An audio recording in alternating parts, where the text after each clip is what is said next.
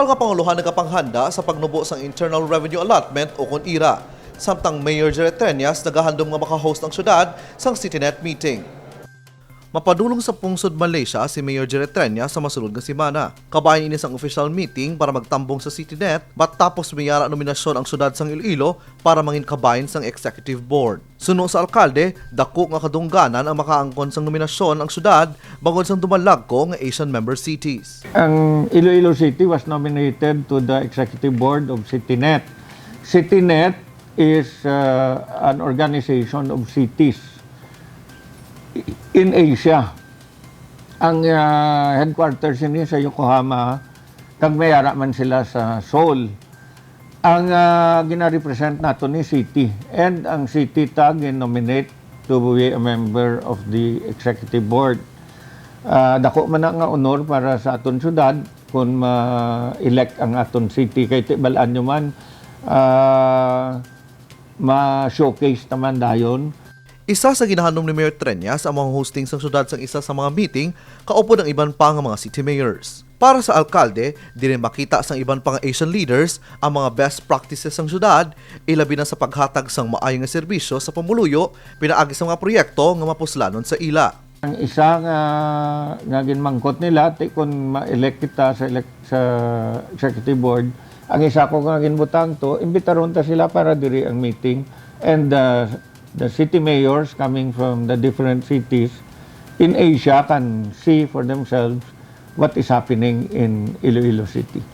Nahibaluan, madam ang programa ang CityNet para sa disaster management, risk reduction, kag education. Ulihi nga tambong ni Mayor Treñas sa CityNet sang 2019 kaupod si former Secretary Jesse Robredo sang nangin miyembro man ang Naga City. Kevin Patrick Casipe para sa Level Up Patrol.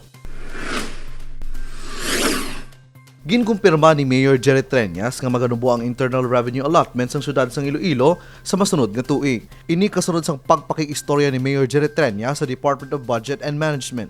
Nahibaluan, ginabase ang IRA sa national budget sa nakaligad nga tuig kag bangod sang pandemya, maganubo ang IRA sang Iloilo City sa kapin 300 milyones suno sa DBM. Bangod sini, wala pa sang report sa alkalde kung pila ang mangin annual budget sang syudad para sa masunod nga tuig. Why pa report kung pila ang aton annual budget, but we were told by DBM that the IRA will go down by 300 million.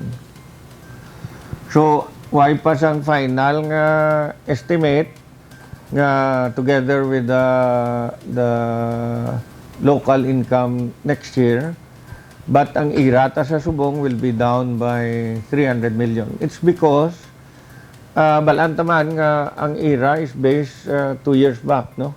So, nego kita sa pandemic 2020 kag 2021, no? So, collection apektado gid. Subong pa lang nagapanghanda ng lokal nga Panguluhan kung ano ang posibleng maapektuhan sa pagnubos ang IRA. Hindi lamang ini sa syudad sang Iloilo kundi alalangay sa iban pang syudad kag probinsya bangod sa epekto sang pandemya. Pila sa ginatan-aw nga apektado ang mga allowances sa mga national government agencies. There will be some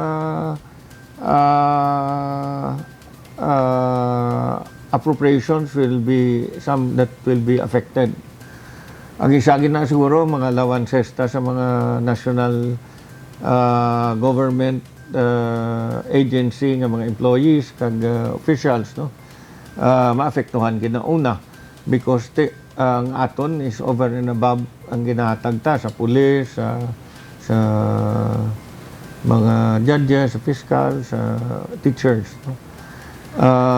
Manaog gina siguro, either manaog or whatever, kadako sang amount nga nanaog 300 million budlay bawi on. Sumo pa lang, doble ang pagpanikasog sa syudad para sa koleksyon sang buhis para may gamiton o kung idugang sa mabuhinan nga IRA. Kevin Patrick Casipe para sa Level Up Patrol.